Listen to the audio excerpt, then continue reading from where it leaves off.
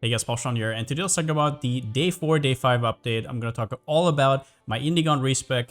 I finally was able to afford it, so I'm going to talk about what are the surrounding things that you also need in order to make Indigon work, because you can't just slap it on and expect it to work. I'm also going to talk about how you can get yourself a brutal restraint that is at least decent, because getting that extra dexterity up is extremely strong, obviously. I'm currently sitting at, actually let me check, 1089 dexterity, so it's nothing crazy or anything like that, but the current timeless jewel I have gives me around about 200. Also talk about future upgrades because I'm not done with the build yet. Usually around about this time I would be re-rolling, but this build has been such an absolute blast that I still want to keep upgrading, and I'm currently buying up power runes even. I'm going to make a big boy wand. I'm going to talk about that in the future, obviously, but also I have so many small upgrades still to go. Let's get into it. All right, so the most important one, first up, I now have Indigon, and my DPS on POB went from, I think it was 2.8 to 7.6 million, and that is with me replacing some stuff and even getting a little bit tankier, and I will talk all about it. So the first thing that happens here is, yeah, you have to get the Indigon, which is currently like, I don't know, 33 divines or something, 32, 34, whatever it is. It is worth it. You're just going to have to farm for it at some point. As I said in the first 3 days, I was able to farm fully juiced legions on my last update. That is all you need to make absurd amount of money. Expedition, breach, even ritual, I've heard from people, have been pretty damn good. Whatever you want, or you just go for a destructive play strat, right? Like if you don't know, you can do this one right here. You're gonna get up to 3 extra bosses, and those drop extra shaper maps if you have the right idol setup.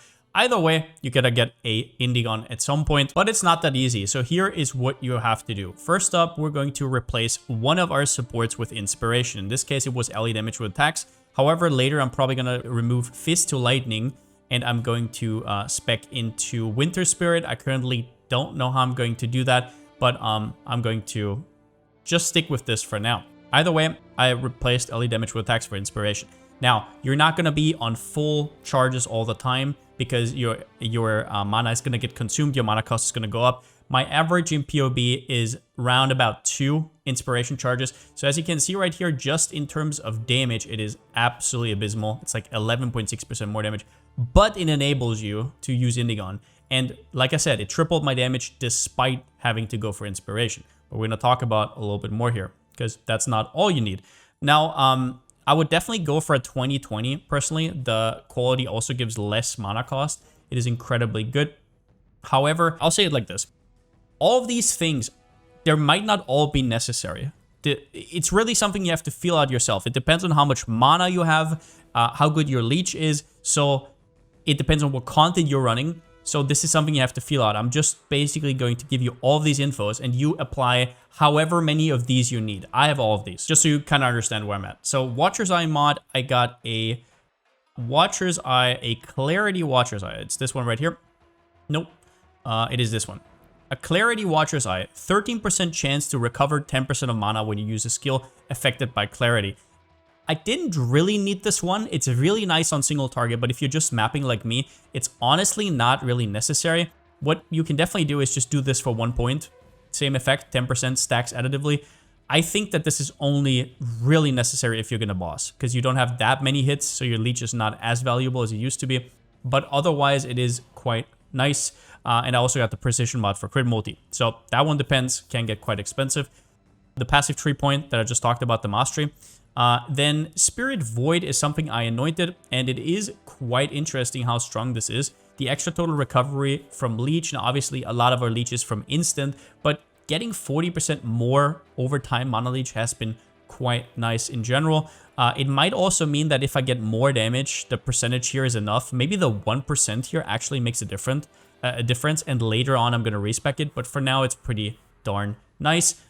As well as that, do not forget, oh, okay, I'll first up say this, don't forget to actually put on Clarity. I have Clarity right here. If you don't do that, your Watcher's Eye doesn't work, just because I've had multiple people with that issue.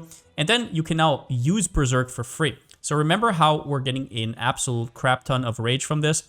Well, now we can actually use Berserk, and it's never gonna fall off. Like when I press Berserk, it's up for like 15 seconds or so, and it is straight up just a lot of more damage, right? Like it's a lot of increased effect. You can later even put Enhance on it, get it a little bit, the cooldown down a little bit, but right now I literally just threw in Berserk, I'm just leveling it up right now.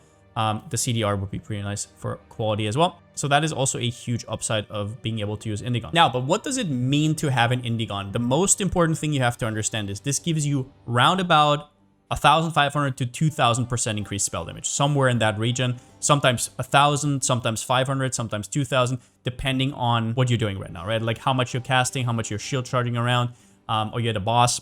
But in general, it gives you an absolute crap ton of spell damage. And this is additive with all the other spell damage you're getting. So imagine you get like 2,000% from this, and then you get a measly 70 from this. It is completely useless. All sources of spell damage after you have your Indigon are crap. So for example, my shield that I had here with spell damage, I replaced to get one with a little bit of evasion, dexterity, attack speed, stuff like that. Attack speed is now a lot more valuable, crit multi, everything but increased damage. So replace spell damage everywhere you can. Also on the tree, even stuff like this mastery is probably gonna go eventually. I did already respec it, the percentage damage per 16 dexterity. Stuff like that you just don't need anymore. I respec out of Iron Will even. So all of that, just like remove it, right? Also, your wand is going to get replaced. Now, exclamation mark wand, I'm actually going to put it down below in the description. I have a step-by-step guide on how you can recomp into a GG wand. Basically, what you would want on a GG wand is this. There it is. That's the wand I had on Settlers League on my old KB. So it has tier 1 mana, tier 1 Physis extra, tier 1 Physis extra, attack speed, and then crit hybrid. Although you would probably want attack speed hybrid from Veil, because that one also gives dexterity. This one only gives strength and int. So you would probably swap that around with the crit. And then you craft them crit multi. This is the perfect wand with a Tormented Spirit enchant, which is like 50 divine plus. So making this wand around about 50-ish divines, getting the enchant also around about 50 divines, this is what you're steering towards to. But in general, what you see here is the absence of spell damage. You don't want it anymore. Physis extra damage is where it's at. And otherwise, all the other mods we already talked about. But this is something I'll talk about once I actually get there. Another big thing that I did was get this Brutal Restraint right here. Now, Brutal Restraints can be completely random. They give you a ton of dexterity on everything you have allocated in the radius. And the notables get something special. So for example, 5% dex. This is garbage. 20 cold res, 20 dex, 20 dex, 5% dex, right? So as much dex as possible. There's also other mods like physical as extra cold and whatnot. If you want to find these, first up, you can just go here in your POB, find Timeless Jewel, and then go Brutal Restraint. You go to the jewel that you have. So for example, for me, that is Wind Dancer. And then you can search for node with weightings on the left side. Important here, let's say I just go for percentage dexterity. And you also have to take this filter node. You go search. Important to note, up here you have copy trade URL. If you click on this, it will actually put a search up with these 4. Then you can go to PoE trade. You just need to copy paste it in, and it has the setup already. So here it is, right? There's one up for 3 divines right now. Okay. You can do this over and over. Let's say there's nobody online with this. You can do copy next trade URL, and it copies the next 4. You can do this over and over and over, but you're going to have to refine the search a little bit. For example, life is also good, right? As extra. I think there was as extra cold. Yeah. Physical added as extra cold. Yeah, cold resistance can be fine. Anything you can get. For more info on this, Tripolar Bear on Maxwell actually made a very nice guide right here, so you can easily see how it goes and how Timeless Jewels work in general. There's also Timeless Jewel calculator, everything you need. I'll also leave it down in the description. Another thing I upgraded was, like I said in the POB, the Unnatural Instinct and Light of Meaning combo. Right now I was struggling for Chaos Res. I had this ring. This was all my Chaos Res. Now look at what happens to my Chaos Res right here. I go defense. So you can see here, I have 129 Chaos Res right now. Look what happens if I remove this jewel. This jewel gives me an absolute crap ton. And that is because everything here gets 4% Chaos Res, and it works with the Unnatural Instinct. So here you can see I have Unnatural Instinct, which allocates all small nodes here. But that's also these, right? And they all have 4% Chaos Res. So if you have this combo, Unnatural Instinct, which is around about 5 divines right now, this Light of Meaning around about 10 divines right now, you basically just fix your Chaos Res. Like I can remove this ring, and I'm still on Chaos Res capped, right? I don't need anything. It is an absolute dream come true. So this ring will soon be gone. Obviously expensive, but that is something we have to do. If you guys are wondering how I did this, obviously I've played a lot, but also check out the Legion strat I talked about in my last 2 updates. That one was absolute massive money, and this build is just perfect for it. As for wand, I didn't upgrade this yet. The shield I upgraded, I literally just bought this one. There's a ton of them out there. They're pretty decent. Life, attack speed. The spell crit doesn't work. Dexterity, whatever you want. Pretty shitty shield, but it's just a transitional piece. And otherwise, oh yeah, I also went ailment immune. So I crafted this one with essences. Where's it again? These ones right here. Shrieking Essence of Loathing. Then you just get dexterity, a little bit of life, right? You can craft around. And in the implicit, I also have chance to avoid LE ailments.